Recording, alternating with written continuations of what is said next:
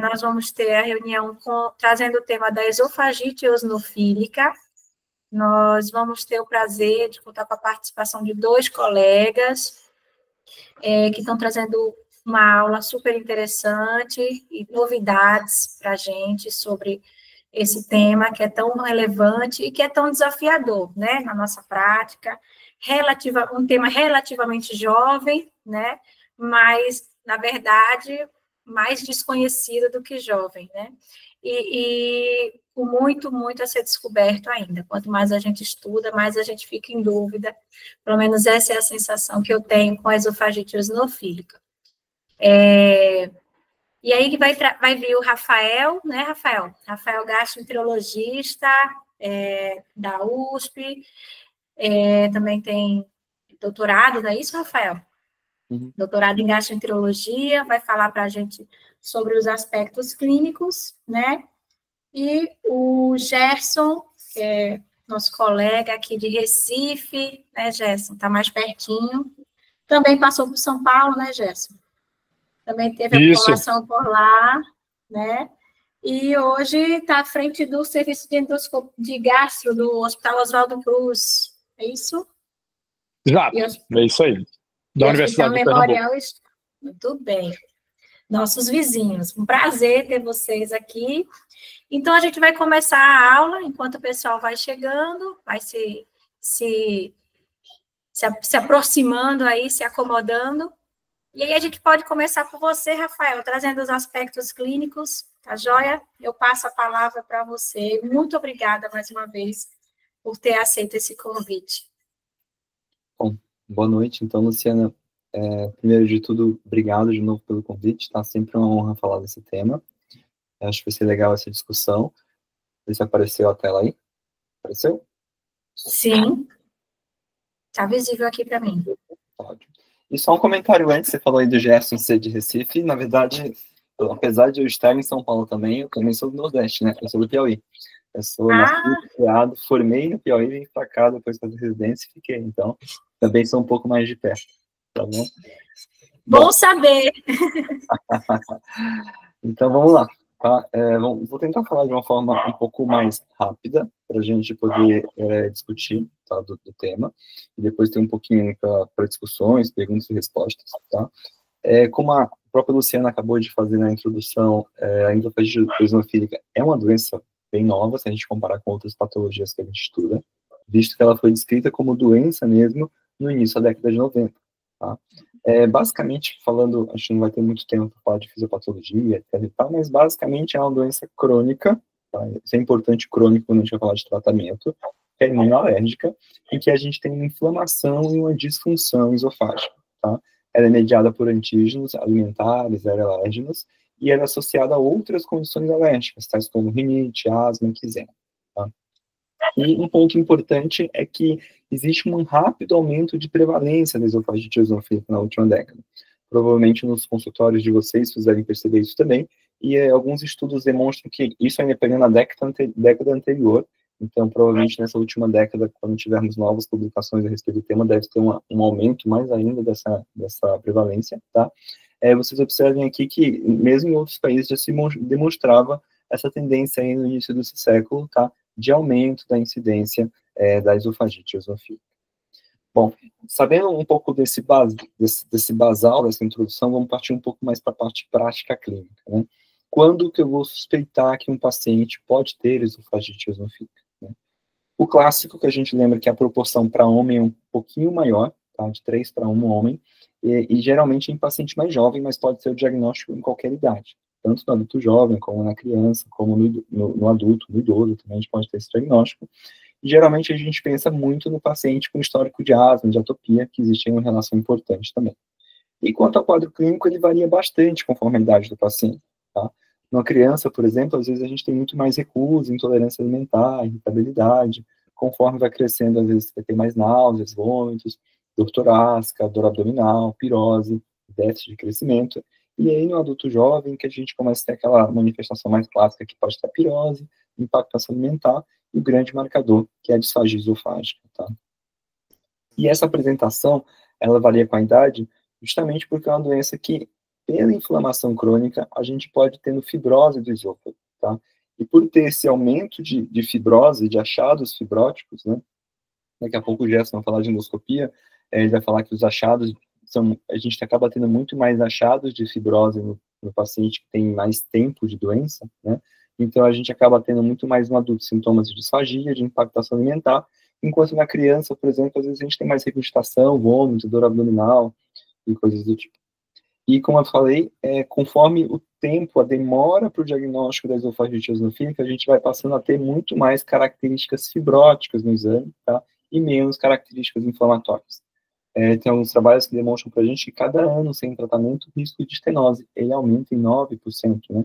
Demonstrando a necessidade da gente tentar fazer um diagnóstico muitas vezes mais precoce e uma intervenção mais precoce. Bom, continuando, quando pensar, a gente tem alguns dados de que das endoscopias que são realizadas em adultos por sintomas esofágicos, até 7% são de esofagite eosinofílica. Em paciente adulto com disfagia, até 1/4 desses pacientes vai ter esofagite eosinofílica. Em paciente adulto que chega no pronto-socorro por impactação alimentar, até metade deles vai ter o diagnóstico de esofagite eosinofílica. Então, demonstrando aqui a relevância do tema para a gente.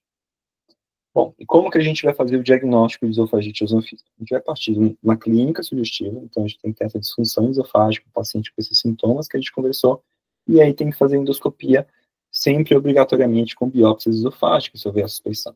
Eu não vou me deter aqui aos achados da endoscopia, porque eu acho que o Gerson vai falar muito mais depois para vocês, mas basicamente quando a gente tem a clínica sugestiva, os achados endoscópicos, e mesmo às vezes se tiver suspeita diagnóstica, é importante fazer a biópsia, mesmo se você não tem um alto grau de suspeição nos achados endoscópicos. Se tiver um achado de maior ou igual a 15 eosinófilos por campo de grandeamento, daí a gente tem que pensar em esofagite eosinofílica, com aquele asterisco sempre de excluir outras causas de esofagite eosinofílica. O principal diagnóstico diferencial aqui é doença do refluxo gastroesofágico, né? Mas também podemos ter gastroenterite eosinofílica, hipersensibilidade a drogas, sim, hipereosinofílica, vasculites, mesmo alguns pacientes com acalase, às vezes podem ter eosinofilia esofágica. E aí, alguns conceitos importantes que é bom a gente sempre destacar, porque são conceitos um pouco lá do início da descrição da doença que caíram por terra agora há quase 10 anos, né? Nessa publicação desse consenso de 2018, antigamente se falava que para o diagnóstico de esofagite eosinofílica, a gente primeiro tinha que fazer endoscopia clínica compatível, endoscopia maior ou igual a 15 eosinófilos por campo de grande aumento, daí tinha que fazer um teste terapêutico com IBP para excluir doença do refluxo, porque se o paciente respondesse, na verdade, era uma eosinofilia responsiva a IBP. Contudo, isso caiu por terra, tá? O termo de eosinofilia responsiva a IBP também caiu por terra, hoje em dia a gente já não usa mais essa obrigatoriedade de teste terapêutico, porque observou-se que os pacientes que respondiam a IBP, na verdade, eram pacientes que tinham o mesmo fenótipo dos pacientes que não respondiam. Então, basicamente, o IBP era uma outra opção terapêutica e não, na verdade, um marcador para diagnóstico de uma doença diferente. Então, assim, posso ter uma doença do refluxo com eosinófilos, mas eu também posso ter uma esofagite eosinofílica e responder o IBP. Então, a gente precisa entender que não precisa dessa etapa de primeiro prescrever IBP para daí sim fazer diagnóstico eosinofílico. Não, se o quadro já é compatível, o diagnóstico já está feito, o IBP passa a ser uma opção terapêutica. Falando de opção terapêutica, então, a gente tem as clássicas 3 opções terapêuticas para a gente. Dieta, drogas e dilatação, né? Os 3 Ds da esofagite eosinofílica. Começando então a falar um pouquinho de dieta, tá? A dieta, ela pode sim ser a primeira opção para os pacientes, principalmente em crianças. Em crianças tem resultados, os trabalhos geralmente têm resultados até melhores de dieta. E é interessante sempre na dieta a gente tentar determinar gatilhos, tá? Teoricamente, uma dieta extremamente bem restritiva, só uma dieta elementar, uma fórmula baseada em aminoácidos, em alguns estudos com crianças, tem até 90% de resposta, só que isso é impraticável no dia a dia, né? Não tem como deixar um paciente só com dieta alimentar, digamos assim. Em testes guiados em dieta guiada por testes alérgicos, seja mesmo quick test, seja PET test, os resultados são bem ruins, tá com resposta em torno de 45%, então não há recomendação para a gente fazer testes alérgicos para tentar guiar a dieta. E a clássica dieta que a gente costuma falar, que é a dieta de eliminação de 6 alimentos, em alguns trabalhos tem respostas que chegam até 70%. Se a gente for falar dos 6 alimentos de eliminação, Eu costumo falar que tem esse mnemônico Lote-Samá, para a gente lembrar, né? O L seria de leite, O de ovo, T de trigo, S de soja, A de nozes, amendoim, né? Nozes em geral, e mar de frutos do mar. O principal aqui, sem dúvidas, é o leite, tá? Se a gente fosse pensar no segundo, o principal seria o trigo, no terceiro, um ovo, e no quarto, a soja. Seriam os principais gatilhos que a gente tem lá no começo, como eu falei, que a doença, a esofagite eosinofílica, ela pode ter relação aí com alérgenos alimentares. Tá? E aí, o clássico da dieta de eliminação de 6 alimentos é o seguinte: você faz essa descrição clássica, né? Você tem um diagnóstico de esofagite eosinofílica, daí você faz a exclusão dos 6 grupos alimentares, repete o exame com 6, 8 semanas, resolveu? Daí você vai reintroduzindo o alimento, começando pelo que é menos alérgico, menos comum de ser gatilho. Né? Então, reintroduz primeiro frutos do mar, digamos assim. O paciente continua em remissão na endoscopia seguinte, aí reintroduz nozes em geral. Continuou bem, reintroduz soja, reintroduz ovo, reintroduz trigo, e por fim, reintroduz o leite animal, leite de vaca. Tá? E aí, essa seria a abordagem clássica da dieta de 6 alimentos, né, que seria uma forma que a gente chama de step down, tá? Que para fazer isso precisaria de até 7 endoscopias, porque daí tem que fazer endoscopia para cada reintrodução alimentar, e precisaria de quase 1 ano fazendo isso, na verdade, o que torna bem impraticável, às vezes, no dia a dia. Né? Fora que é uma dieta que às vezes é difícil de seguir. Então, por conta disso, existem variações dessa abordagem alimentar. Né? O ponto da dificuldade prática de se estabelecer essa dieta de eliminação de 6 alimentos, alguns autores sugerem que ao invés de fazer um step down dessa dieta, eu posso fazer um step up. Tá? Então, como seria isso? Começa com a eliminação de 2 alimentos. Os 2 principais sugeridos seriam o leite de vaca e o trigo. Tá? Eliminou esses 6 alimentos, fez endoscopia. A endoscopia não ficou legal, aí você passa a eliminar 4 alimentos. Aí você começa a eliminar o ovo e a soja também. Repetiu a endoscopia e depois de umas 8 semanas, continuou que não está legal, daí você reintroduz o outro e depois vai fazendo o caminho inverso, mas pelo menos aqui você tem a chance de já responder com menos restrições alimentares. E uma meta-análise recente, quanto à abordagem dietética em esofagite eosinofílica, ela sugeriu uma tendência para regimes dietéticos menos restritivos como opção de tratamento primário. Por quê? Porque, segundo essa meta-análise, uma dieta de eliminação de 6 alimentos, apesar de ter um pico de quase 70%, né, a média aí mais ou menos 60% de resposta, para alguns estudos.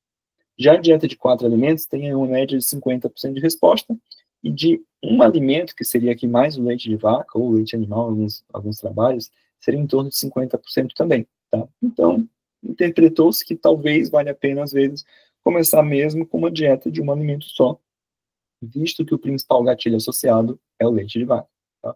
E aqui esse TED seria uma dieta direcionada para o teste de alergia, como eu já havia falado, com a resposta média de 45%, que definitivamente tem uma taxa de resposta bem abaixo das demais, em que não é recomendada de rotina. Como eu havia falado para os senhores, o principal gatilho aqui em mais de 60% dos casos, quando vai identificado na avaliação endoscópica, tá, acaba sendo o mesmo leite. Tá? Depois o trigo, depois ovos, depois nozes, legumes em geral e frutos do mar. Bom, passando para medicamentos, então, quais as opções que a gente tem? A gente tem, classicamente, BPs, corticóide tópico e, hoje em dia, também medicamento biológico. Tá? De inibidor de prótons, o que a gente tem? Recentemente, esse ano, foi publicada essa meta-análise. Essa meta-análise é do mesmo grupo. O Lucendo foi um autor que tinha publicado uma meta-análise muito semelhante há 10 anos. Então, eles publicaram essa nova meta-análise agora, meio que atualizando os dados deles com BP. Tá? E, na verdade, na meta-análise anterior deles, há 10 anos, mais ou menos 10 anos, eles colocavam a resposta média de BP em torno de 50%, com uma resposta com a dose dobrada de BP ali em torno de 55%. E aqui continua um pouco semelhante, digamos assim. A remissão histológica com IBP nessa meta-análise atualizada, que seria a resposta histológica, seria, hoje em dia, a gente considera ter menos de 15 eosinófilos por campo de granjeamento depois do tratamento. A resposta histológica está em torno de 45%. Contudo, ele faz algumas subanálises diferentes agora. Tá? Primeiro, que tem subanálises conforme região do mundo.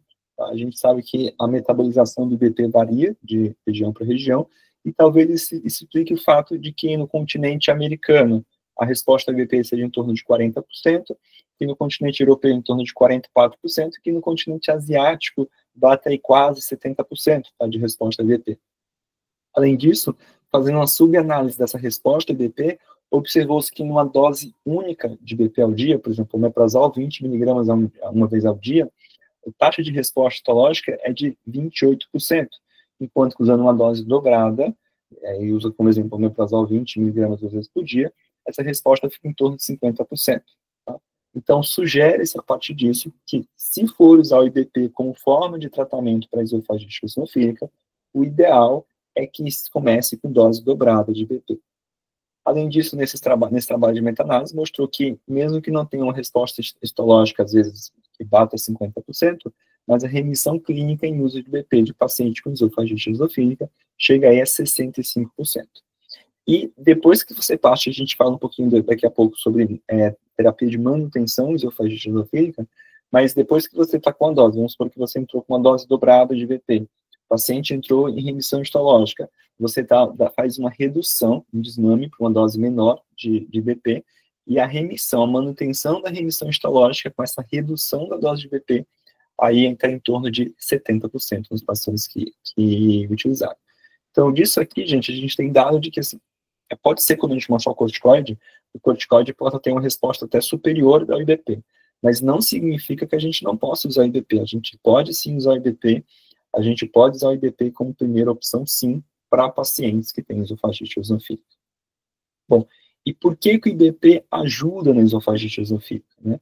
Algumas teorias são que poderia melhorar a permeabilidade da mucosa, poderia ter a menor exposição ácida, e com isso teria a menor dilatação de espaços intercelulares, e que até poderia ter efeitos anti-inflamatórios diretos, né? A gente tem alguns trabalhos que falam que o omeprazol bloqueia a expressão de eutacina 3, e com isso poderia ter uma menor migração de eosinófilos para a parede esofágica. E aí, o que a gente já tem há alguns anos no mercado, que é a vonoprazana, aqui no Brasil, né, já tem uns 3, 4 anos no mercado brasileiro, pergunta-se, tá, e a gente sabe que os bloqueadores ácidos competitivos de canais de potássio, eles conseguem, talvez, fazer um bloqueio ácido mais eficaz do que os inibidores de bomba de prótons. E na esofagite eosinofílica, isso mostrou diferença? A gente tem poucos trabalhos a respeito disso até o momento. Basicamente, a gente tem algumas séries de casos de estudos asiáticos, tá? E que nesses estudos, o resultado, são séries de 100 e poucos pacientes e 200 e poucos pacientes, e nesses estudos, a resposta da vonoprazana com IBP foi muito semelhante, tá? Tiveram tanto nessa publicação aqui de 2021, como nas publicações de 2024, que teve um pouco mais de pacientes, a resposta de vonoprazana e IBP em esofagite eosinofílica foi muito semelhante, tá? Tem resultados de normalização, de resposta histológica, sintomática, endoscópica, muito semelhantes, sem diferença estatística.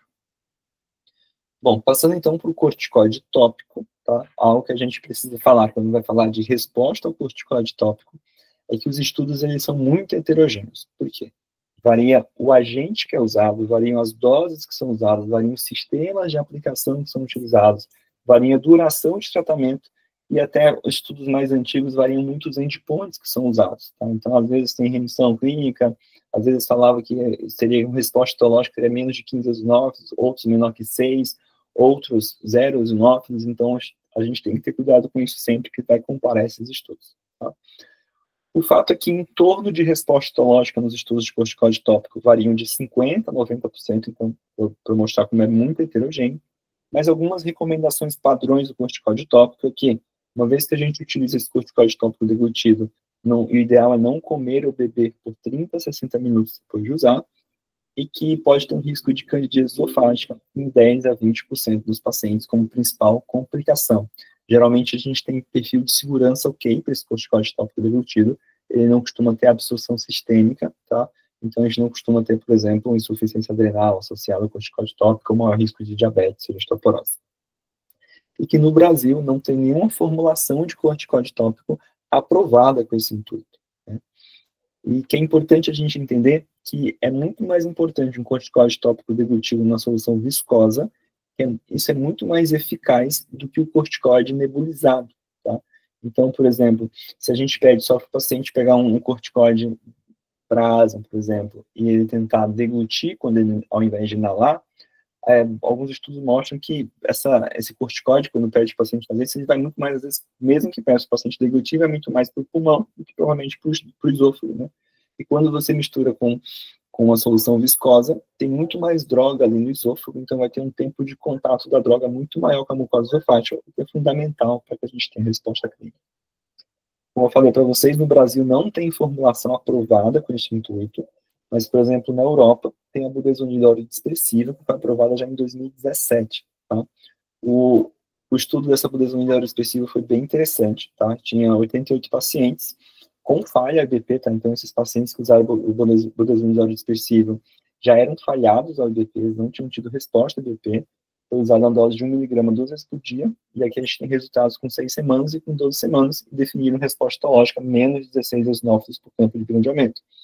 E aqui, observar que na semana 6 já tinha aí cerca de 50% de resposta histológica nesse grupo, no grupo que usou a medicação, contra basicamente sem resposta com placebo.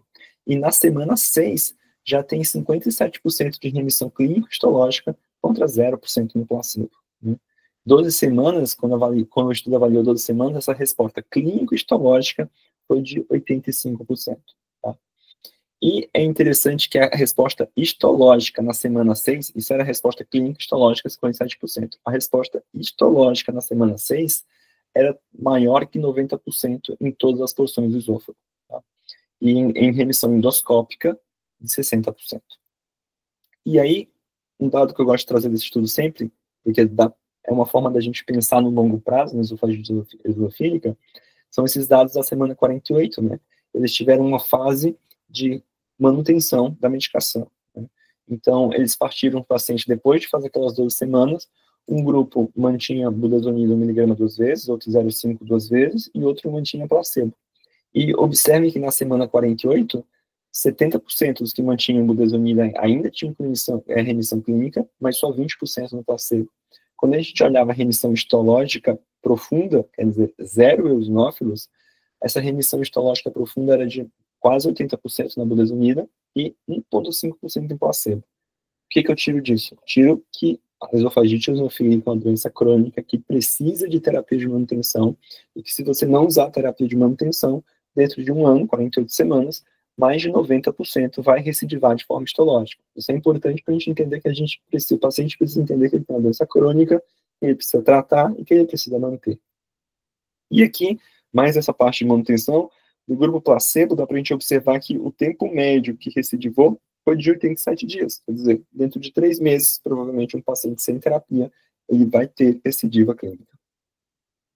E, como eu falei também, no Brasil não tem formulação, mas no ano passado foi aprovado nos Estados Unidos também uma suspensão oral de budesonida.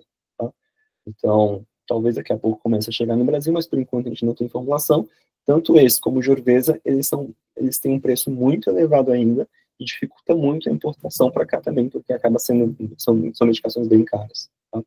E aqui também foi um estudo, não vou me prender tanto, aqui foi um estudo da budesonida de suspensão oral, mostrando aqui eles colocam uma resposta histológica menor que 6 eosinófilos, por isso que o dado é um pouquinho menor, é 53%, talvez se eles tivessem usado menor que 15, tivessem um resultado superior aqui. E como eu falei várias vezes, no Brasil não tem essa formulação aprovada, então a gente tem algumas opções meio MacGyvers, né? Ou a gente manipula a budesonida em solução viscosa, ou a gente adapta medicações disponíveis para asma, por exemplo, misturando no mel para o paciente tomar, ou misturando no espessante qualquer. Tá? Corticoide sistêmico, a gente não recomenda corticoide sistêmico para esofagite esofílica, tá? Visto com a doença localizada no esôfago, então não precisaria de uma terapia sistêmica que só agregaria mais efeitos adversos. E por fim, só pincelar de biológicos, né? A resposta imunológica na esofagite esofílica é muito mais baseada em TH2, então vários pontos dessa resposta inflamatória estão sendo alvos de terapia biológica. Até o presente momento, o único que foi liberado, digamos assim, para a esofagite esofílica, tanto pela FDA como pela Anvisa, tá? Então, é até engraçado, porque a única medicação no Brasil que existe esofagite esofílica na bula é o dupilumab, porque IBP não está na bula, e corticóide tópico a gente não tem, na verdade, tem uma formulação pronta para isso, é o dupilumab, que é um anticorpo monoclonal, que tem um alvo, a cadeia de interleucina, de interleucina 4, e acaba inferindo a ligação com interleucina 4 e 13, e já era aprovado previamente para dermatite atópica moderada grave, asma eosinofílica grave e rinocinusite crônica com pólipos nasais. Isso é interessante porque ainda não é uma medicação liberada, apesar de estar na bula da Anvisa, não é uma medicação que faça parte do rol da ANS, ou que a gente tem PCDT quanto a isso. Então, essas aprovações prévias dela são importantes para caso a gente precise usar a medicação no paciente com esofagite eosinofílica para poder facilitar o acesso do paciente. E ela foi aprovada pela FDA 22, pela Anvisa 23, e basicamente aqui está a remissão histológica em pacientes também já que já eram previamente falhados. A dose tanto semanal como a cada 2 semanas tiveram respostas parecidas na remissão histológica, só que a dose semanal teve uma melhora clínica mais significativa que a 2 semanas, por isso que de bula, a dose preconizada para uso do dupilumab é uma dose semanal. E, por fim, existem outros biológicos que estão em tudo, mas que ainda não se dá para fazer uma recomendação específica para eles, porque eles ainda não tiveram aprovação. Uma grande pergunta, crítica, sei lá, que a gente pode fazer sobre a terapia biológica, é que a gente estaria fazendo uma terapia sistêmica para uma doença localizada, né? Então, isso é um ponto que a gente tem que entender que essa terapia biológica, provavelmente, a gente vai usar muito mais no paciente que seja refratário à dieta, refratário a IBP, refratário a corticóide. Por fim, aqui acho que já fui finalizando um pouquinho, para não atrasar muito, o fluxograma mais ou menos que a gente tem que pensar quando tem esofagite eosinofílica. Primeiro, a gente tem que ter essas opções disponíveis para poder explicar para o paciente todas elas, resultados, etc. e tal. Aconselhar o paciente sobre as opções disponíveis e, com isso, decidir em conjunto se vai para dieta, se vai para medicamento, e se tiver estenose, vai precisar dilatar. Né? Essa dilatação, acabei não falando, porque a gente vai ter aula de endoscopia posteriormente. Da dieta, então, pode fazer dieta de eliminação. A dieta alimentar é praticamente impraticável. E a dieta de eliminação, na minha opinião, a abordagem progressiva é mais interessante, mas também, classicamente, a gente pode usar a dieta de eliminação de 6 alimentos. Quanto a medicamento, a gente pode usar o IBP, tranquilamente, só que o que sugere, se for usar o IBP que começa com 2 vezes por dia, depois se entrar em remissão, pode sim descalonar esse IBP para uma dose diária. E depois também a gente pode usar o corticoide tópico, seja interessante é que seja misturado a solução viscosa ou manipulado com uma solução viscosa, mas se não tiver essa possibilidade, pode ser usado deglutido diretamente no inalador. E aí, se o paciente, a gente faz o tratamento e repete a endoscopia em 8 a 12 semanas. Se esse paciente entrou em remissão, a gente vai definir aqui remissão por menor ou igual a 15 eosinófilos por campo de granulhamento, a gente vai partir para uma terapia de manutenção, pelos dados que eu expliquei para vocês anteriormente, porque se não fizer manutenção, claramente vai recidivar, tá? E a gente vai reduzindo sua dose. Então, reduz a dose de corticoide, reduz a dose de BP, e a ideia é usar a tática que você colocou em paciente em remissão. Então, está usando corticoide, só diminui a dose, mas mantém corticoide. Está usando BP, mantém BP. Está usando dieta, mantém dieta.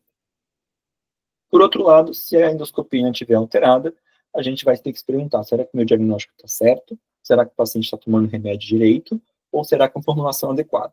Tá?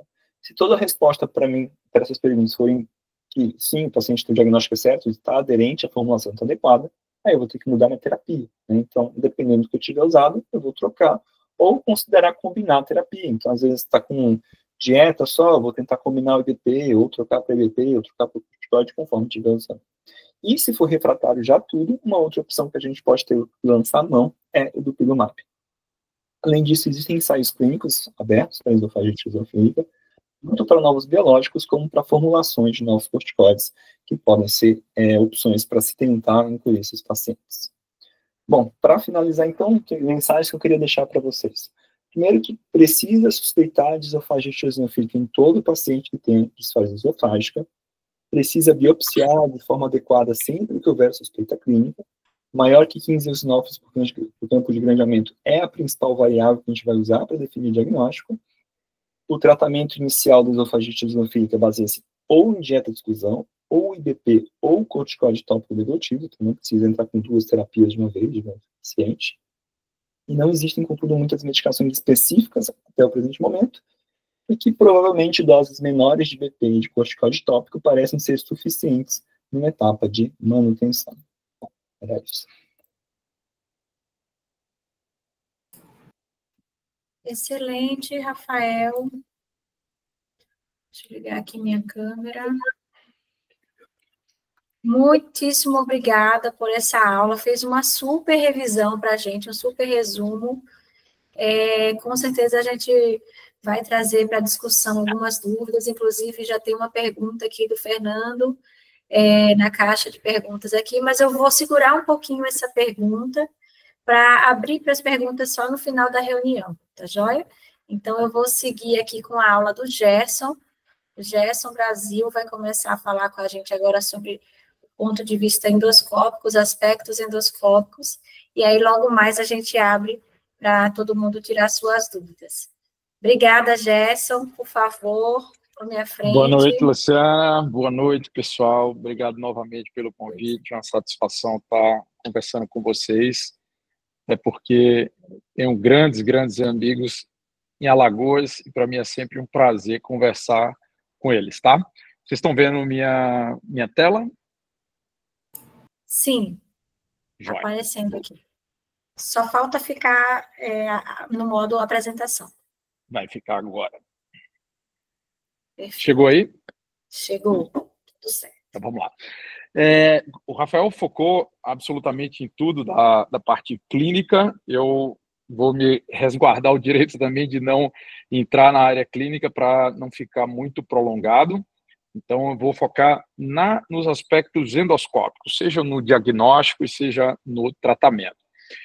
Só queria relembrar essa linha do tempo, né, que o Rafael falou muito bem, que o conceito de esofagite eosinofílica hoje é bem diferente. Hoje lê-se quase 10 anos, né?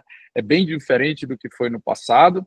A gente tem as primeiras publicações ali em 2007, né, com as atualizações em 2011 e até 2014 a gente tinha ainda aquele conceito de eosinofilia responsiva, IBP.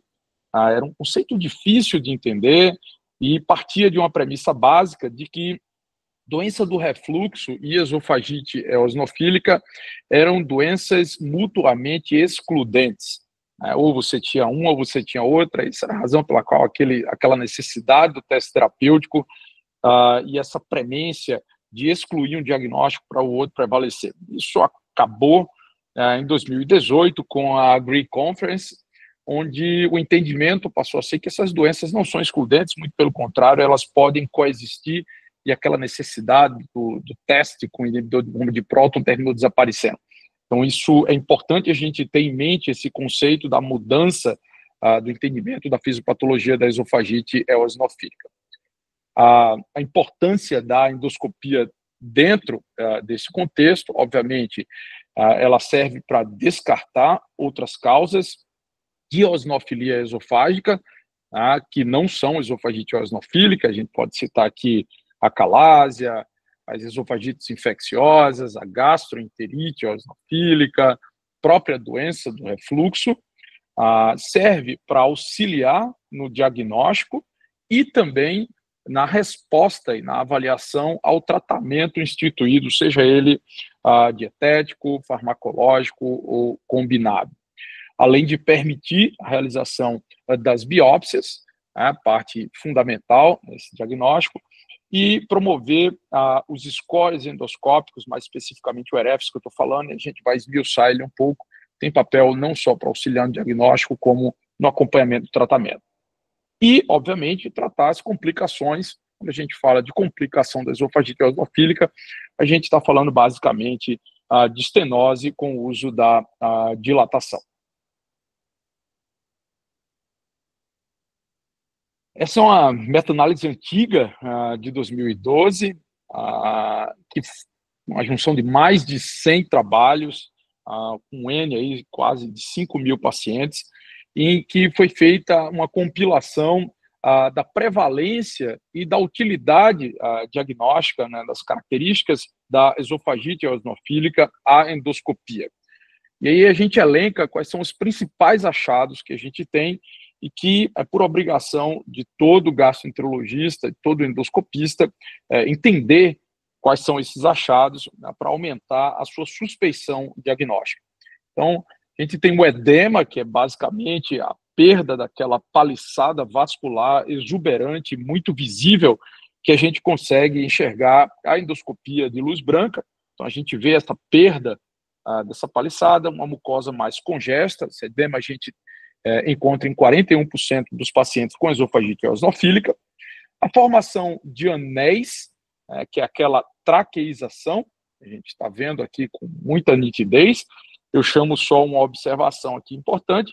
Quando a gente fala de anéis em esofagite eosinofílica, a gente está falando de anéis fixos, permanentes, né? Que é diferente daquele esôfago felino que a gente vai ver adiante, em que esses anéis são transitórios. Então, quando anéis fixos, esse passa a ser um achado bastante relevante, está presente em quase 50% dos pacientes.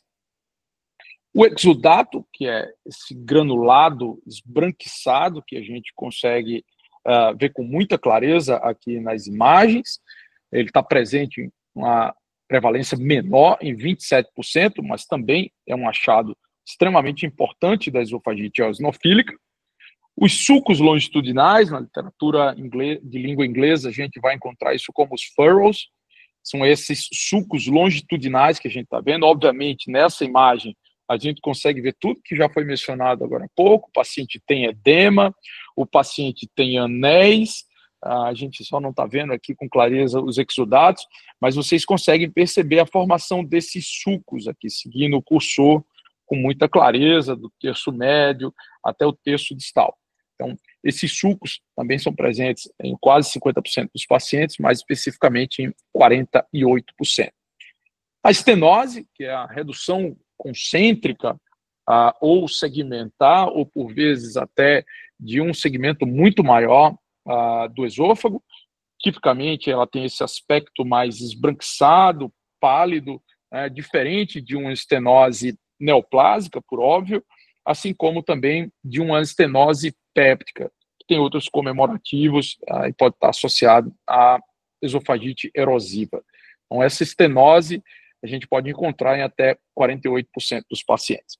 E quando a gente faz a compilação de todos esses principais achados que eu elenquei para vocês, a gente chega ao cabo dessa meta-análise que a sensibilidade desses elementos varia de 15% a 48%, com especificidade alta, 90% a 95%.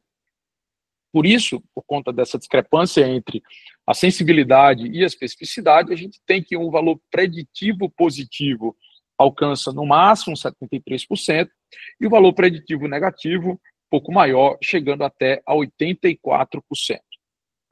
Por este motivo, esses achados endoscópicos não podem ser considerados como critérios diagnósticos da esofagite eosinofílica, por alguns outros detalhes que eu vou mencionar mais adiante a vocês. Mas, sem dúvida nenhuma, são fatores que contribuem para esse diagnóstico. Por que ela não pode ser considerada a endoscopia, esses achados, como um critério diagnóstico? Porque a gente tem um dado muito impactante, pessoal, né? Todos nós temos por obrigação de tê-lo em mente, que até um terço dos pacientes que sabidamente têm esofagite eosinofílica terão um esôfago de aparência absolutamente normal à endoscopia. Então, nós não podemos depositar nas alterações endoscópicas como critério diagnóstico, porque o terço dos pacientes vão ter endoscopia normal. E nós precisamos saber disso, inclusive, para mudar a nossa conduta, seja enquanto gastroenterologista, seja enquanto endoscopista, visando aumentar a nossa acurácia diagnóstica, solicitando de maneira sistemática a realização da biópsia, quanto no consultório, ou quanto endoscopista, na anamnese, na consulta pré-anestésica ali, que antecede os poucos minutos antes da realização do exame. Se o paciente tem relato de disfunção esofagiana, mais especificamente disfagia, é mandatória a realização da endoscopia, da biópsia. Sobretudo, aquele perfil epidemiológico de pacientes que o Rafael mencionou muito bem, homens, jovens. Então, esse grupo epidemiológico deve ter sempre a realização da biópsia. E aí, aquela meta-análise foi em 2012, e pouco tempo depois, um ano mais especificamente, em 2013, o Irano vem com uma sugestão da criação de um score para auxiliar nessa sistematização, nessa padronização da esofagite eosinofílica, que é o score EREFS. EREFS nada mais é do que um acrônimo para as iniciais dos achados que a gente acabou de mencionar há pouco. Tá? E ele divide-se em características principais e características secundárias, né, ou menos relevantes. As características principais, as que nós vimos agora há pouco. Então, o edema, que é o primeiro E dos core ERFs, e a gente tem essa separação desde grau 0, quando não tem edema algum, a paliçada vascular está preservada, até um grau 2, a gente vai ver isso em imagens aqui adiante, tá? Onde a gente tem um intenso edema, com ausência completa do padrão vascular. O R do ERFs são dos anéis, os rings, os anéis fixos, também varia de 0 até o grau 3, tá? Leve, moderado ou intenso, e a gente entende por intenso aquele anel que chega a impedir a passagem do aparelho. O segundo R do ERFs é do exudato, e aqui a gente tem grau 0, 1 e 2, e o ponto de corte é a extensão desse exudato na superfície do órgão, quando menor que 10% ou quando maior que 10%. O F dos furrows, ou dos sulcos longitudinais, também ausentes, leves quando são superficiais, e grau 2 intenso quando eles são mais profundos. A presença ou a ausência da estenose, que é o último S. Então, esses 5 critérios formam o score ERFs. E como características menores ou secundárias, a gente tem o esôfago felino, que são aqueles anéis transitórios, o esôfago de calibre estreito, é aquela impressão que a gente tem de um esôfago difusamente reduzido, mas sem a estenose, sem a resistência à passagem do gastroscópio, e o esôfago em papel crepom, que a gente vai ver aqui em imagem, certamente todos vocês já viram. Então está aqui o edema, né? A gente vê uma diminuição da paliçada vascular no grau 1, mas ainda com alguma preservação. Por sua vez, no edema de grau 2, mais intenso, a gente tem o apagamento completo dessa paliçada vascular. Os anéis fixos, né, ausentes no grau 0, grau 1 leve, grau 2 intermediário e o grau 3, aqueles anéis mais exuberantes.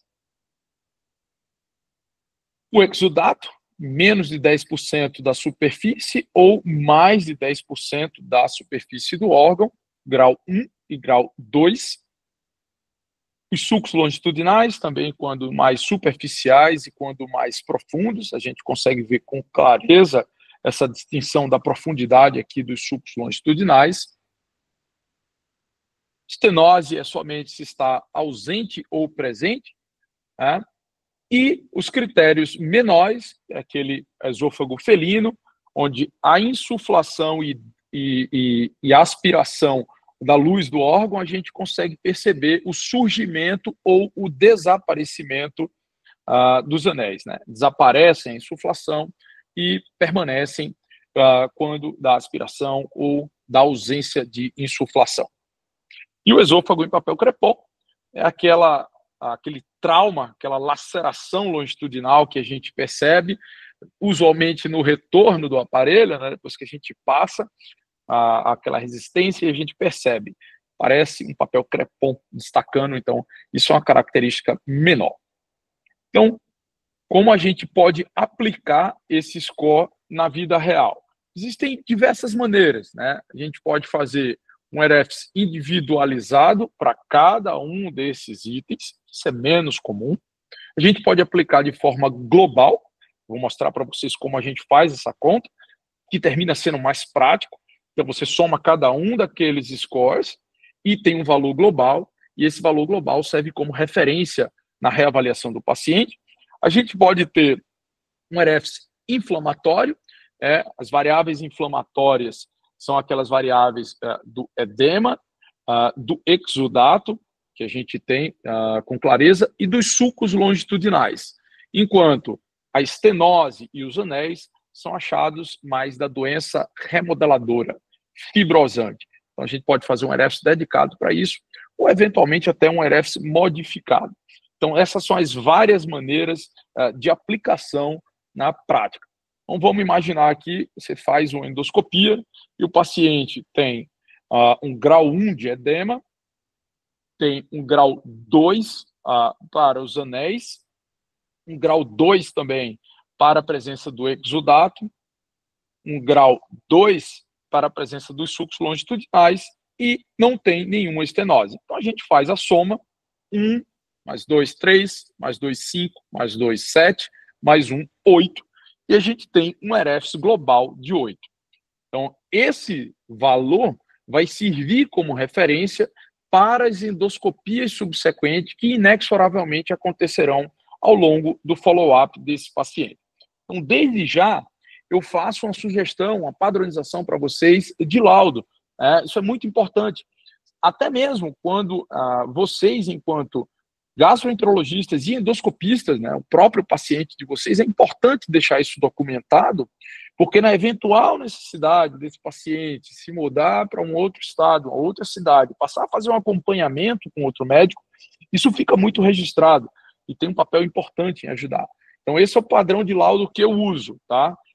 Deixo como sugestão para vocês. Observem que no corpo descritivo do esôfago, eu vou mencionando de maneira direcionada para cada um desses achados. Então, a mucosa do terço médio distal exibe alguns sucos longitudinais rasos e já boto a graduação, grau 1, além de edema, exudado esbranquiçado, todavia, sem a formação de anéis ou estenose. Realizadas biópsias e a transição, conhecido como pissamento diafragmático. E na minha conclusão, eu costumo me comprometer com o exame a ponto de insinuar que o aspecto endoscópico sugere a possibilidade da esofagite eosinofílica com o EREFS global, que é o que eu mais uso na prática, e sugiro, obviamente, correlacionar sempre com a histologia e a parte clínica.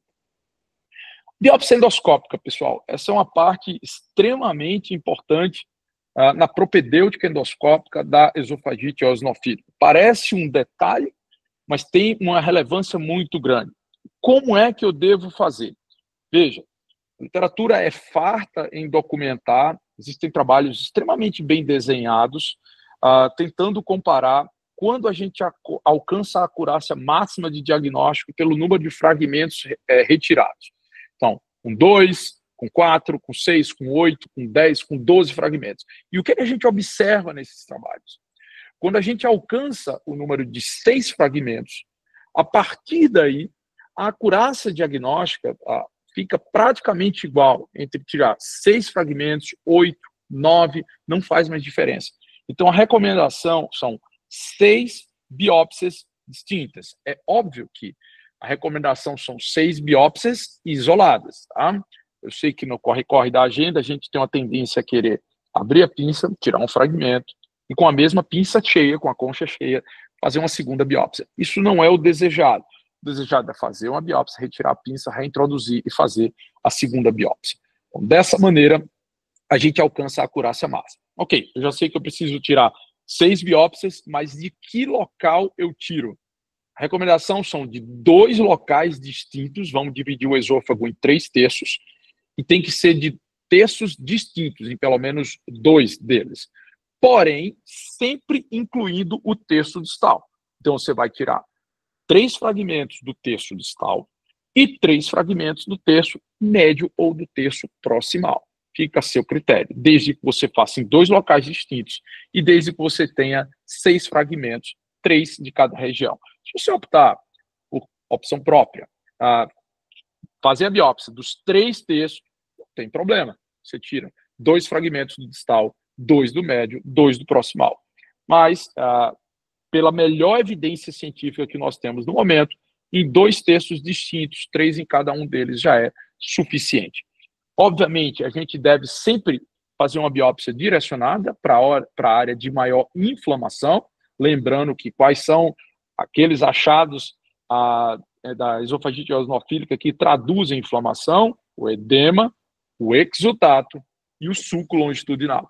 Então, a sua biópsia deve sempre ser direcionada para esta área de maior inflamação, em detrimento da área menos inflamada.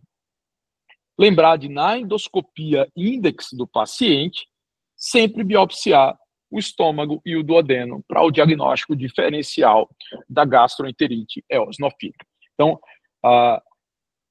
toda vez que a gente tiver um caso suspeito, mesmo sem nenhum achado endoscópico, nós devemos biopsiar sempre, porque até 1/3 dos pacientes podem ter endoscopia completamente normal. Essa é uma compilação de como fazer da melhor maneira possível a biópsia endoscópica. O segundo ponto, que a endoscopia é extremamente relevante, é tratamento das complicações, né? Notadamente a estenose. Então, quando eu devo considerar dilatar um paciente? Ela é absolutamente aceitável, pessoal, em todos os pacientes que têm o diagnóstico de esofagite eosinofílica e que apresentam a disfunção esofagiana com disfagia e a presença de estenose. Posso fazer dilatação no paciente que tem disfagia e não tem estenose? É possível. Existe espaço para isso no acompanhamento do paciente, porém não como primeira opção.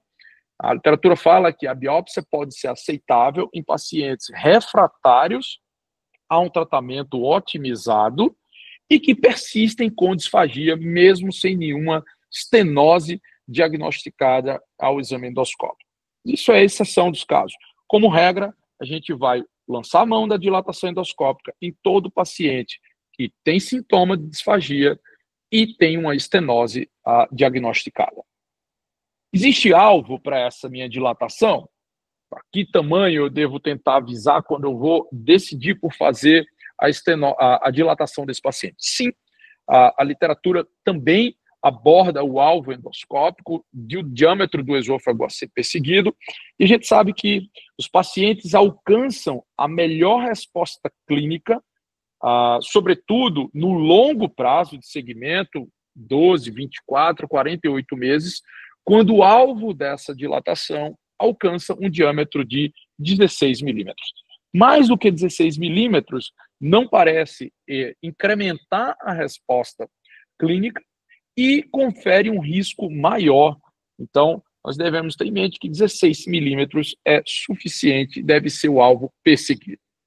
Com frequência, nós vamos precisar de mais de uma sessão para alcançar esse alvo, então não há de se ter pressa de resolver toda a dilatação, toda a estenose e fazer toda a dilatação de uma única vez. Existe a dilatação no cenário da esofagite eosinofílica, empresta a famigerada regra dos 3 que a gente tem para as dilatações, por exemplo, de estenose péptica, né? Então, a gente nunca deve ultrapassar 3 milímetros em uma única dilatação, então, de 10 até 12, de 12 até 15, e não sair de 10 para 15 em uma única sessão. Isso também é importante para reduzir o risco de complicação. Lembrar que a otimização do tratamento clínico é essencial para diminuir a recorrência. De nada adianta fazer a dilatação sem iniciar e otimizar um tratamento clínico, até porque a dilatação por si só não trata a essência da doença, trata apenas a complicação. Tem alguma técnica que é superior a outra? Não, pessoal. Nós temos basicamente 2 técnicas distintas. A técnica com balão, né, uma dilatação hidrostática, com balão preenchido por água, ou o uso de dilatadores, as famigeradas sondas de Savary. Todas podem ser utilizadas com a mesma eficácia e o alvo a ser alcançado continua sendo exatamente o mesmo. Portanto, a opção entre uma técnica e outra vai levar em consideração o que você tem disponível, obviamente, no serviço que você trabalha, a sua experiência pessoal e qual a característica daquela estenose que você está lidando. Então, se você está diante de uma estenose anelar, uma estenose curta, o balão pode ser utilizado de maneira mais rápida e mais prática. Porém, se você tem uma estenose mais segmental, você tem aquele esôfago muito inflamado, o que eu falei para vocês, o narrow esôfago ou esôfago estreito, a dilatação com a sonda de Savary passa a ser mais interessante, além de permitir aquela famosa sensação tátil que a gente tem quando dá a introdução da sonda. Mas não tem distinção no que se refere a resultado. Doença fibroestenosante, ou seja, com os anéis ou com estenose, e atividade inflamatória associada, exudato, edema e sulcos longitudinais, mesmo nesse cenário, também pode ser realizada com segurança. Durante um tempo, se achou que o melhor momento de fazer dilatação era quando o paciente tinha iniciado o tratamento e tinha alguma resposta dos achados tipicamente inflamatórios e tinha mais a doença remodelante, né? Só a doença fibroestenosante, pelo risco suposto de que a atividade inflamatória aumentaria o risco de complicação. Isso não procede, tá certo? A gente já sabe hoje com clareza que a dilatação na esofagite eosinofílica é tão segura como em qualquer outra condição de estenose. O status de ter a doença, de ter esofagite eosinofílica não confere um risco maior de complicação na esofagite eosinofílica durante a dilatação. Então, pode ser realizado com atividade inflamatória, sim, sem nenhum problema, desde que o paciente tenha uma estenose, tenha sintoma. O risco de complicação que a literatura fala é de menos de 1%, na verdade, a maior parte das séries, de menos de 0,5% de complicação, e a eventual complicação de perfuração, ela é manejada clinicamente, na esmagadora maioria dos casos, de maneira conservadora, antibiótico, terapia, passagem de sonda nasoenteral e uso de dispositivos para fechamento do defeito, com as diversas modalidades de clipe que a gente tem, eventualmente até com a terapia endoscópica a vácuo. Então, não há de se pensar que a dilatação na esofagite eosinofílica é mais perigosa do que em qualquer outra condição, pode ser realizada respeitando todas essas características que eu falei. Acho que é isso, tentei ser o mais rápido e objetivo possível para a gente deixar mais tempo para a discussão. A gente vai ter a opção de conversar aí com mais profundidade. Excelente, Gerson. Muito obrigada também.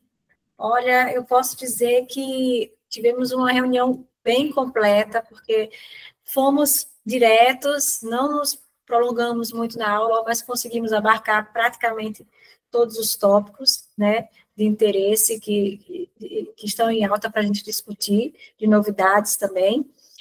Felizmente, essa aula ficou gravada, tá? Então, depois a gente vai ter esse link. E aí, a gente vai abrir agora para as discussões. Gostaria de contar com a participação dos colegas, né? Aqui nas mensagens, já tenho algumas perguntas do Fernando Costa, que se ele estiver por aí, quiser perguntar, ele é bem-vindo. Mas eu vou ler aqui a perguntinha dele. Ele está por aí, o Fernando? Tô, Lu, tô sim, boa noite. Boa noite, Fernando. Vou dormir para dormir, é por isso que eu tô... Tá certo. Eu vou ler a sua pergunta aqui, viu? Vou deixar o pessoal... Obrigado. Vou ler. Ó, ele perguntou aqui, Rafael, excelente aula, como sempre, parabéns. Uma dúvida, paciente falhado IBP, corticoide e sem resposta à dieta, ou seja, aquele cenário apto para usar o dupilumab. Após o início do dupilumab, entra em remissão clínica e histológica. Mantenho indefinidamente? Quais dados de longo prazo há na literatura? Bom, e, no caso, também o segmento endoscópico, né? Após a remissão. Então, uma dúvida relacionada ao uso do dupilumab, o que a gente tem hoje em relação à manutenção e terapia de segmento do dupilumab. Bom, vamos lá. Bom, primeiro, abração, Fernando. Bom que você estava na reunião aí, legal. Bom, de publicação em esofagite eosinofílica para dupilumab, a gente tem um estudo de manutenção que a gente tem de 52 semanas, tá? Então, o maior tempo em esofagite eosinofílica foram 52 semanas. Tem andamento de estudos com um tempo mais prolongado de fase de tensão. A princípio, a droga é segura, tá? Digamos assim. A principal reação é reação no local da infusão, né, a medicação subcutânea, então até 10, 15% de reação no local da aplicação da medicação, e aí outros, às vezes, são faringites, coisas do tipo, eventos adversos menores, tá? Quanto ao uso, é uma medicação que a gente falou que tem indicação para outras, para rinocinusite, dermatite atópica, para asma eosinofílica, tá certo? É nesses, salvo engano, a publicação que a gente tem maior de manutenção nessas outras especialidades é de 3 anos, tá? de duração, também com perfil de segurança interessante. Então, estudo mais longo na indicação de eosinofílica, 1 ano, estudo em outras indicações 3 anos, tá? Mas parece ser uma medicação relativamente segura, tá? Aí a gente entra quando tirar, né? A gente entra, talvez, no parêntese que a gente pode fazer, no paralelo que a gente pode fazer com doença inflamatória intestinal, né? Quando tirar uma terapia biológica, uma doença inflamatória intestinal, né? A princípio, a gente não tem dados tão robustos para isso, né?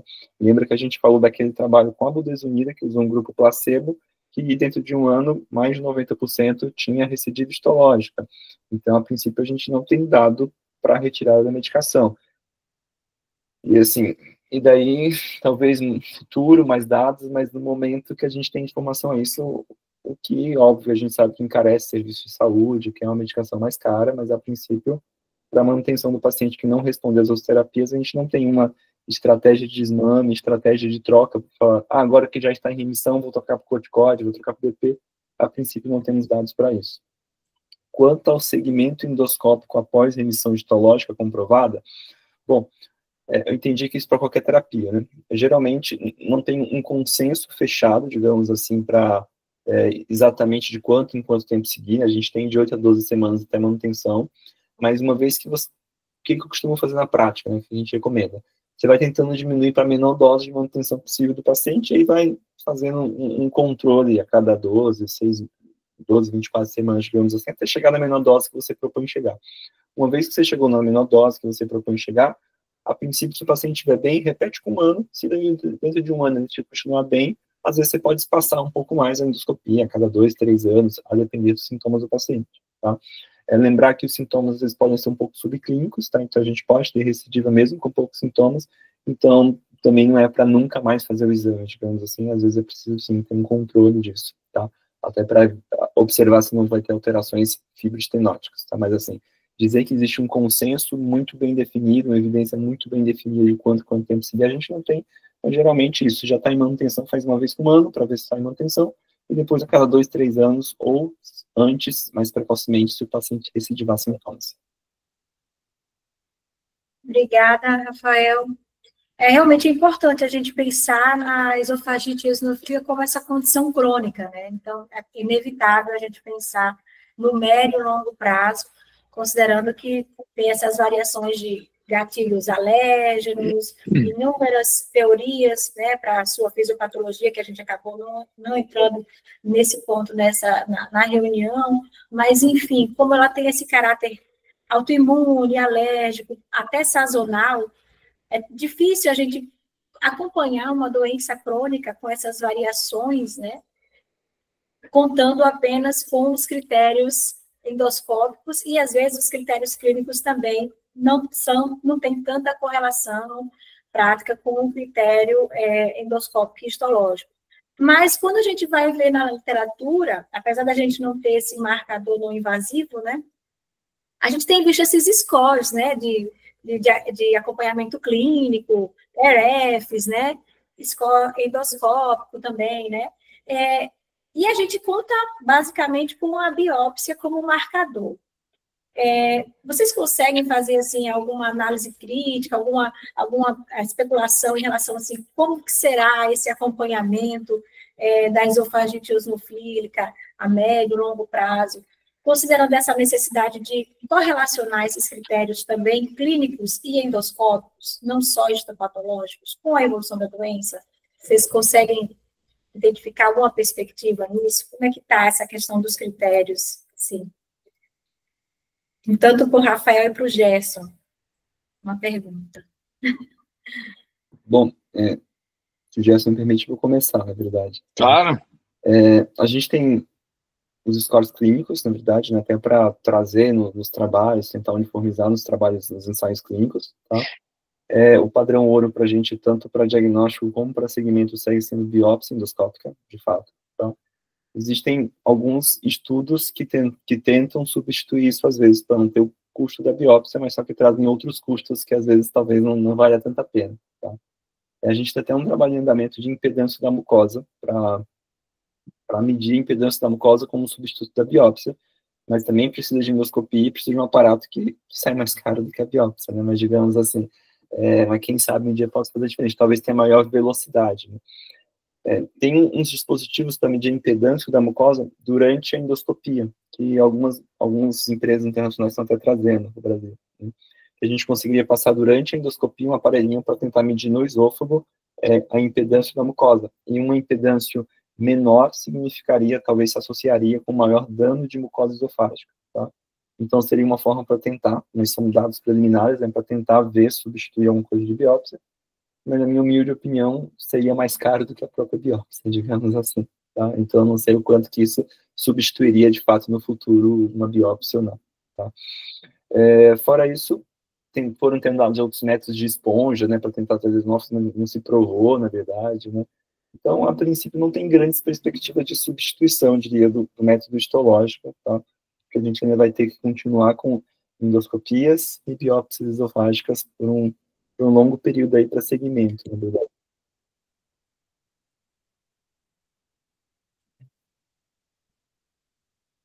Gerson, pode falar alguma coisa em relação aos critérios endoscópicos, correlação clínica desses critérios? Luciana, os critérios endoscópicos, o que a gente vê, eles têm uma excelente correlação inter e intra-observador. Tá? Então, eles têm uma reprodutibilidade extremamente relevante. A despeito disso, eles são muito pouco utilizados na prática clínica.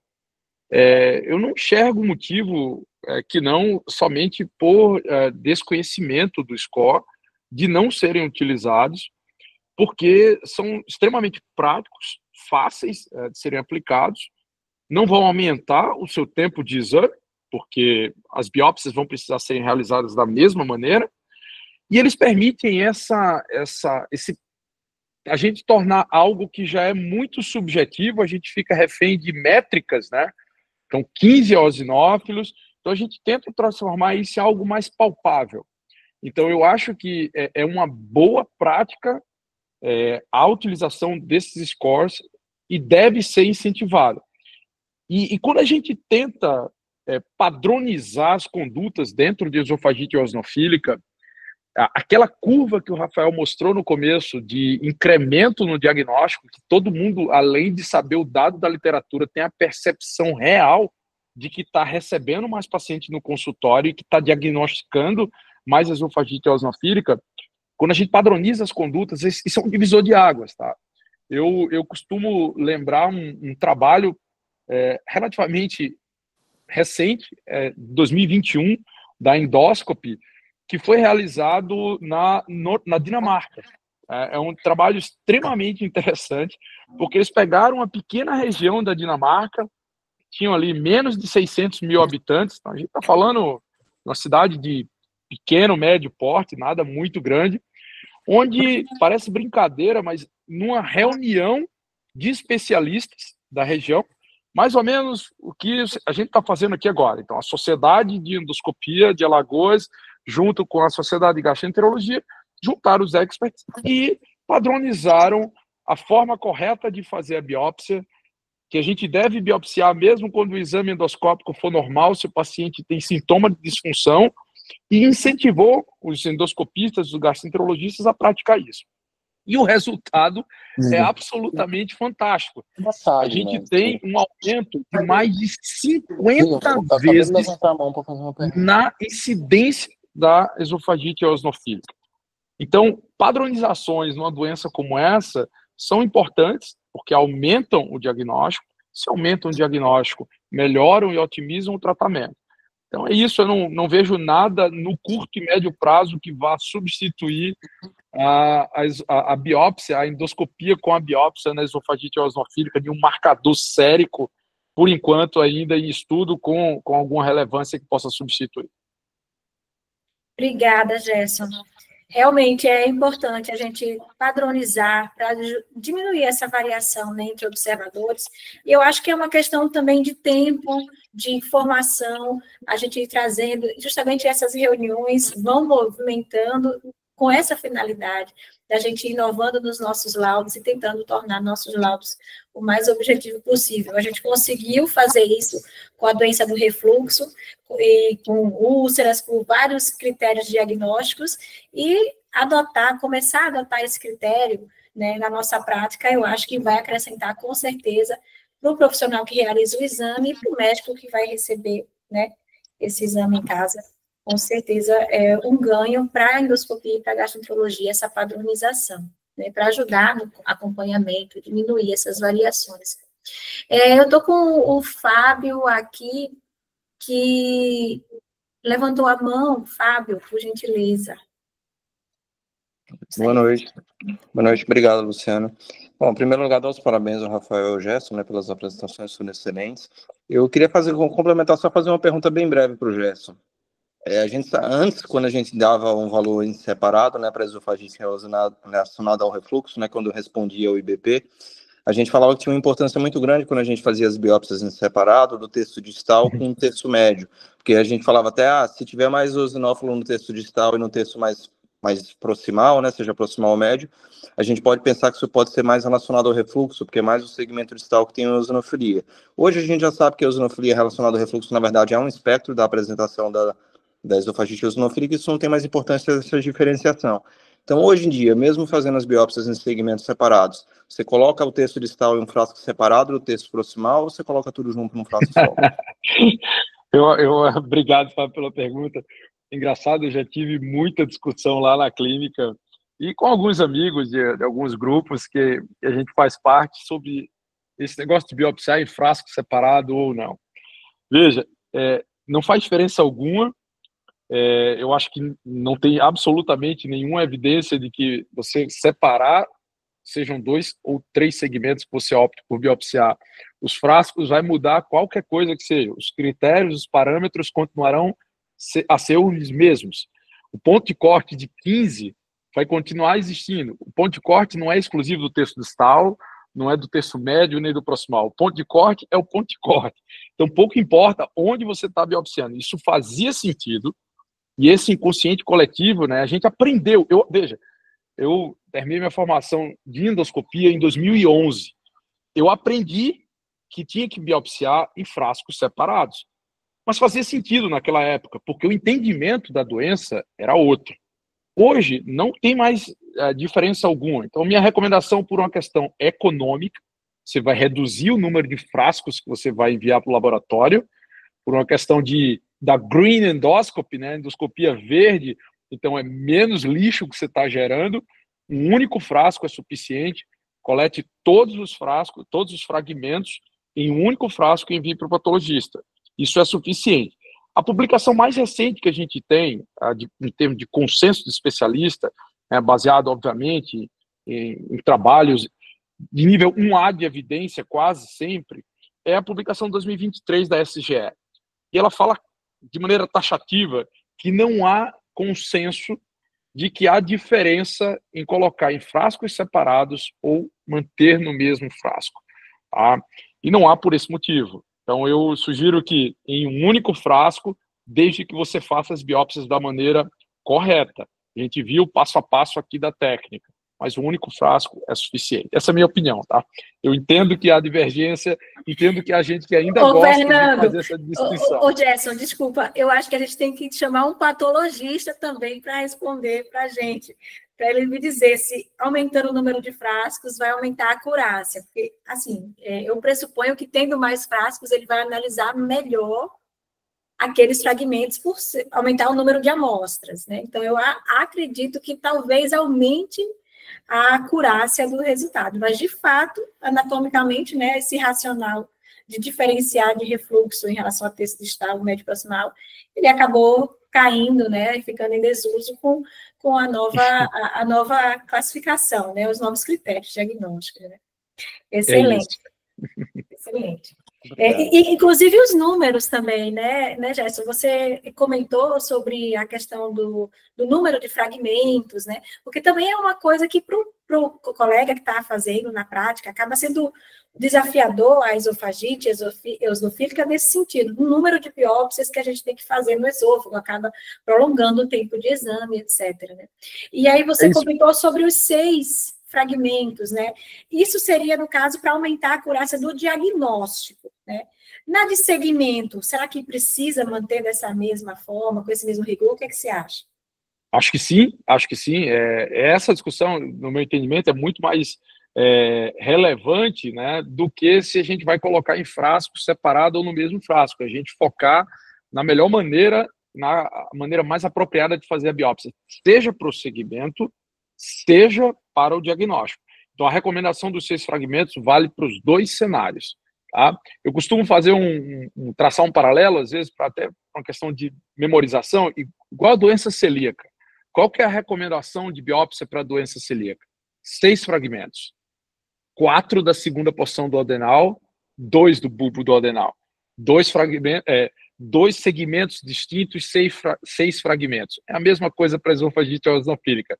6 fragmentos, 2 segmentos distintos, pelo menos, incluindo obrigatoriamente o terço distal. E aí você diz, por quê? Por causa do refluxo? Não tem nada a ver.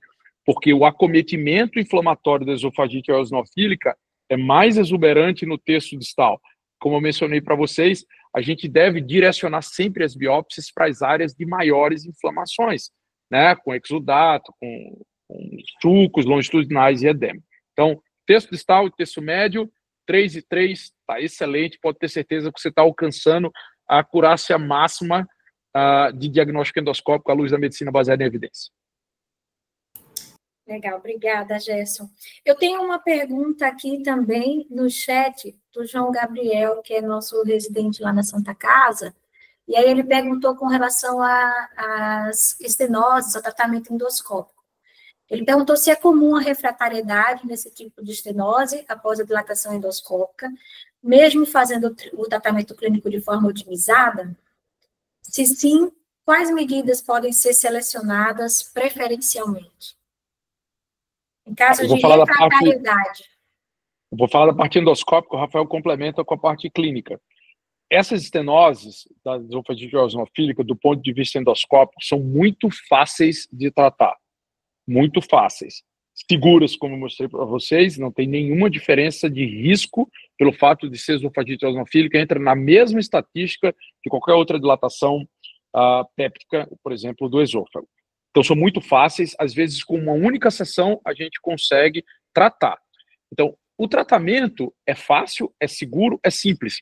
A refratariedade vai depender do que sucede ao tratamento endoscópico. Né? A endoscopia não muda a história natural da doença. Ela trata uma complicação. Se não vier associado a um tratamento clínico otimizado, não há dúvidas que haverá a recrudescência da estenose. O Rafael pode complementar aí, mas do ponto de vista endoscópico, eu acho que é isso. Bom, obrigado, Jefferson, mas mais ou menos isso que você falou mesmo, tá? Na prática clínica, a gente não vê tantos pacientes que fazem o tratamento recidivarem tanto dessas estenoses, ou que acompanham direitinho, precisar ficar fazendo novas dilatações, né? Então, o paciente que às vezes faz 1, 2 dilatações, se ele realmente acompanha, geralmente vai muito bem. Se ele tem resposta ao tratamento, se ele consegue ter remissão, né? Aí, óbvio que a gente vai entrar em casos de pacientes refratários, mas se ele consegue ter uma remissão histológica mesmo, remissão endoscópica, se a gente tira aquele fator inflamatório, não são estenoses que costumam ser tão refratárias, não são estenoses que costumam ser tão difíceis de tratar. O problema é que ele não responde, né? Obrigada, Gerson, obrigada, Rafael. E até só trazendo um adendo, assim, né, em relação a essa questão da dilatação, da estenose, que a gente não costuma, nos guidelines está contraindicado o corticoide sistêmico, né, mas existe essa ressalva até nos casos de estenose, talvez fosse a circunstância em que o corticoide sistêmico tivesse papel, né. Eu, particularmente, não tenho experiência de usar corticoide sistêmico nessas situações, que seria, né, uma exceção para o uso de corticoide sistêmico na esofagite eosinofílica, mas considerando aquele caráter crônico, né, realmente a gente tem que pensar num paciente com tratamento otimizado, talvez esse corticoide sistêmico associado, não sei, é o que a gente vê nos guidelines, né, eu não sei como que está o levantamento de literatura em relação a isso, a piora, a recidiva com suspensão, né, porque a gente sempre vê nessas doenças inflamatórias o corticoide sistêmico tendo esse papel de abrandar, mas na retirada pode aumentar a incidência de falhas e de relapso, né, nas medidas clínicas. Eu estou vendo aqui se tem mais alguma dúvida, se algum colega gostaria de fazer mais alguma observação. Deixo em aberto também para vocês, para o Gerson, para o Rafael, fazerem... Eu queria fazer uma observação. O que eu adoto na minha prática clínica, obviamente isso não é uma regra, não é um dogma. O cenário em que a endoscopia entra dentro da esofagite eosinofílica, por vezes, o Rafael mostrou bem ali, até 50% das formas de apresentação, se dá através de impactação alimentar, né? O que eu costumo fazer nessa endoscopia index do diagnóstico da impactação alimentar é, por óbvio, retirar o bolo alimentar ou empurrá-lo ao estômago, mas quando o paciente chega neste ponto, com muita frequência, eu tento fazer uma dilatação já nesse mesmo momento, tá? Isso é uma prática que eu tento adotar sempre que possível, exceto se tiver uma laceração muito grande induzida pela tentativa de retirada do bolo alimentar do corpo estranho. Mas se essa retirada for tranquila, for suave e não tiver nenhum trauma, tento já fazer uma primeira sessão de dilatação neste momento e, por óbvio, proceder às biópsias. Lembrando que, nesse cenário, o local da estenose não é um bom local para ser biopsiado para diagnóstico da esofagite eosinofílica. Você deve biopsiar preferencialmente acima ou abaixo, porque naquela região da estenose é onde a gente tem os achados de mais modelação, né? Não são os achados inflamatórios, são os achados fibrosantes. Então, aqueles achados exuberantes que permitem um diagnóstico histológico da esofagite eosinofílica, eles tendem a ser menos presentes na área da estenose propriamente dita. Então, tento dilatar já na primeira sessão e faço sempre as biópsias acima e abaixo da estenose, não no ponto da estenose. Essa sessão seja feita se você tem diagnóstico da etiologia dessa estenose. Então, se você está suspeitando que pode ser um tumor ou qualquer outra coisa, é óbvio que isso não se aplica ao que eu estou falando, tá? Joia. Obrigada, Gerson. Existe esse temor, né, de dilatar logo pós, né? A gente tinha muito isso, né, Gerson? Mas... Isso, existia sim... Existia uma recomendação contrária, né, justamente isso, de não mexer, o risco de perfurar. Existia muito esse receio, né, com relação à esofagite eosinofílica após um episódio de impactação. É importante a gente frisar, porque da mesma forma que esse entendimento da doença da esofagite eosinofílica, né, com essa interseção com a doença do refluxo mudou diametralmente, os conceitos mudaram, os critérios diagnósticos mudaram, a gente tem muita evidência da segurança da dilatação da esofagite eosinofílica, da dilatação na esofagite eosinofílica. Isso porque um paciente que recebe um diagnóstico num ato de uma impactação alimentar tem um risco maior de fazer um novo episódio de impactação alimentar, tá? Mesmo que se institua o tratamento clínico até haver o tempo necessário para o paciente começar a melhorar, ele tem um risco maior de ter uma nova sessão de impactação. Então, quando você faz a dilatação, você diminui esse risco com segurança. Legal. Alguma consideração, Rafael, gostaria de trazer para a gente? Acho que a gente já está caminhando para o nosso final. Bom, na verdade, eu acho que o mais importante, como o Gerson bem lembrou na endoscopia, é que a endoscopia pode ser normal, ter aspecto endoscópico normal, né? Então, acho que a mensagem que eu estou deixando na aula é: precisa conversar com o paciente, quem vai solicitar, né? Tanto quem vai solicitar o exame precisa suspeitar que, se tem disfagia, precisa suspeitar que pode ter esofagite eosinofílica, já pode lá colaborar com o colega que vai fazer, vai colocar endoscopia, realizar biópsias esofágicas para pesquisa de esofagite eosinofílica, pular a indicação de disfagia, tá? Não simplesmente colocar endoscopia com pesquisa de H. pylori, né? Então, assim, eu acho que dá para quem vai pedir já ajudar. Na verdade, acho que é uma responsabilidade muito maior de quem pede do que quem faz o exame, muitas vezes, tá? Porque quem pede teve muito mais tempo para conversar com o paciente do que aquela conversa do endoscopista, né? Então, acho que é uma responsabilidade muito maior. Óbvio que se o endoscopista tem um tempinho para conversar e sente que tem a disfagia, também mesmo que ele julgue que a mucosa é normal, vale a pena fazer a biópsia. é um percentual menor de pacientes que tem, mas que podem se beneficiar se a gente fizer o diagnóstico dessa forma. Então, acho que precisa, acima de tudo, suspeição. Até porque, opinião pessoal, né, quando você coloca no pedido biopsiar o esôfago do paciente, certamente o endoscopista, às vezes, que não está tão familiarizado, que às vezes está fazendo o exame numa agenda grande, que às vezes vai passar mais batido pelo esôfago, vai olhar aquele esôfago com mais carinho, vai tentar identificar, mesmo que seja um edema menor, algumas estreias longitudinais que talvez ele não fosse valorizar, na verdade ele vai, que ele fosse pôr como esofagite erosiva, uma coisa do tipo, talvez ele valorize um pouquinho mais, e o paciente acaba se beneficiando dessa conduta também. Então, precisa suspeitar e precisa fazer o pedido de forma adequada. Verdade, Rafael, importantíssimo, né? Porque não dá para esperar o critério endoscópico isoladamente para fazer diagnóstico de esofagite eosinofílica, né? E como são biópsias que não estão dentro da nossa rotina, a tendência é a gente não querer hipervalorizar achados mínimos, né? Que talvez que não sejam nada, que sejam refluxo, né? Então, querendo ou não, o critério endoscópico isoladamente, ele acaba perdendo muito a sensibilidade, né? Então, o papel da suspeição clínica é fundamental para poder a gente fechar diagnóstico, considerando que a gente depende das biópsias, né? E quando eu lia muito sobre esofagite eosinofílica, há uns 10, 15 anos, quando estava na residência, a gente via muito esse termo asma esofágica, né?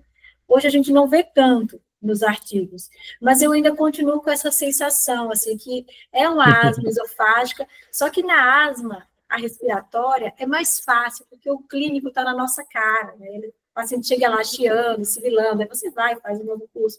E a asma esofágica, para a gente ver que aqueles sintomas subclínicos que se sobrepõem são tão discretos, né? E aí a gente fica tão restrito com claro que para a endoscopia, isso reforça o nosso papel, né? Mas para o paciente, para o médico no consultório, isso limita um pouco a sensibilidade, o manejo, né? Mas pensar na esofagite eosinofílica como a asma esofágica, isso tem me ajudado, né? Isso, assim, eu falo como profissional também, né? Ajuda a gente a pensar no médio e longo prazo e a abraçar mais a causa da esofagite eosinofílica, esse paciente também, né? Pois então, tá bem, gente. Muitíssimo obrigada. A aula vai ficar gravada. Depois eu compartilho o link com vocês. Essa praticamente é uma aula obrigatória para quem quer se atualizar em esofagite eosinofílica. Vocês foram fantásticos aí na apresentação de vocês. Obrigada mesmo pelo convite. Obrigada também aos colegas que compareceram. Obrigada a todos. Nós vamos nos despedir. Tá joia? Mais uma vez, Luciana, obrigada pelo convite. O prazer foi meu de participar aqui da discussão hoje, tá bom? Obrigada. Obrigado, Luciana. Boa noite, pessoal. Foi um prazer estar com vocês, Rafael. Prazer enorme dividir a aula contigo, tá? Prazer, Gerson.